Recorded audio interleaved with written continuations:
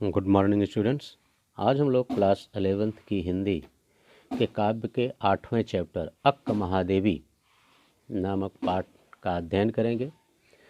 लेकिन इस पाठ का अर्थ पढ़ने से पहले आइए हम अक्क महादेवी जी के जीवन परिचय के बारे में थोड़ा सा प्रकाश डाल देते हैं। देखिए, अक्क महादेवी जी का जन्म 12वीं सदी के कर्नाटक के उडुतरी नामक गांव में हुआ था। यह एक कन्नड़ संत कवित्री थी। ये चन्न मल्लिकार्जुन की भक्त थी। हिंदी में इनकी जो रचनाएं हैं वह वचन सौरभ के नाम से तथा हिंदी में वचन सौरभ व अंग्रेजी में स्पीकिंग ऑफ शिवा के नाम से प्रसिद्ध हैं। ऐसा माना जाता है कि अक्क महादेवी अपूर्व सुंदरी थी। वहाँ के राजा ने जब अक्क महादेवी को देखा तो उनकी सुंदरता पर मोहित हो गया और उसने अक्क महादेवी से विवाह करने के लिए उनके परिवार पर दबाव डाला। अक्क महादेवी तैयार हो गई, लेकिन उन्होंने राजा के सामने कुछ शर्त रखी। विवाह के पश्चात राजा ने उस शर्त को पूरा नहीं किया, इसलिए अक्क महादेवी ने राज परिवार को छोड़ दिया और वो संतों के साथ रहने लगी। तो ये एक कन्नड़ कवित्री हैं।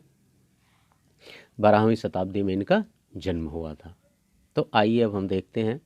चूँकि चन्न मल्लिकार्जुन की भक्त थी। चन्न मल्लिकार्जुन का मतलब होता है भगवान शिव। कन्नड़ में शिव को चन्न मल्लिकार्जुन कहते हैं। तो आइए हम देखते हैं इस पहले छंद का अर्थ। हे भूख मत मचल, प्यास तड़प मत, हे नींद मत सता, क्रोध मचा मत उथल पुथल, हे मोह पास अपने ढीले ढील, लोभ मत ललचा, हे मद मत कर मदहोश, ईर्ष्या जला मत, ओ चराचर मत चूक अवसर, आई हूँ संदेश लेकर चन्न मल्लिकार्जुन का। देखिए, इसमें इस छंद में कवित्री जो है वह बता रही है कि हमें सांसारिक मोह माया को छोड़ करके शिव की आराधना में लीन हो जाना चाहिए। इसीलिए कवित्री कह रही है कि हे भूख मत मचल, अर्थात हे भूख, भूख का मतलब होता है सांसारिक वस्तुओं या इच्छा की चाहना, सांसारिक वस्तुओं को चाहना या सांसारिक वस्तुओं की कल्पना करना। इसीलिए कह रही है कि हे सांसारिक वस्तुओं की चाह, तू मुझे अपने आप को पाने के लिए मत तड़पा। प्यास तड़प मत, हे सांसारिक प्यास, तू मन में कुछ और पाने की लालसा को मत जगने दे। हे नींद मत सता, हे नींद, तू मुझे सोने के लिए मजबूर मत कर।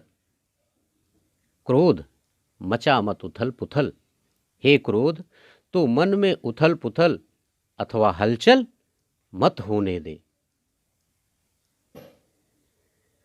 हे मोह पास अपने ढीले कर। कवित्री कहती है मोह का मतलब होता है कि वही सांसारिक जो बंधन होते हैं ये मोह माया के कारण ही होते हैं। यानी ये मेरा भाई है, ये मेरे पुत्र हैं, पति हैं, पत्नी हैं, माता हैं, पिता हैं, तो ये मोह के कारण ही होता है। तो इसीलिए कवित्री कहती है कि हे मोह पास अपने ढीले कर, हे मोह तू अपनी जकड़ को ढीला कर दे, अर्थात जिससे मैं सांसारिक बंधनों से मुक्त हो जाऊं।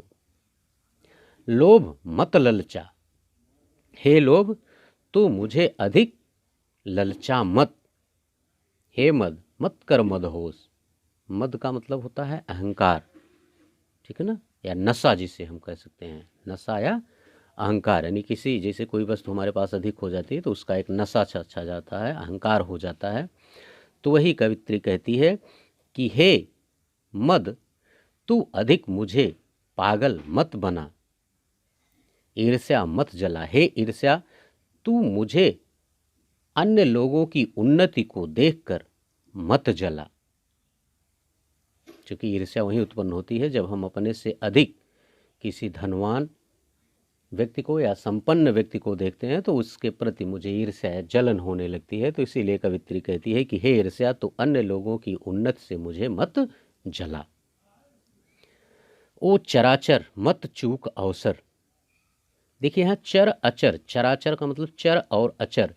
चर का मतलब होता है चेतन और अचर का मतलब होता है जड़।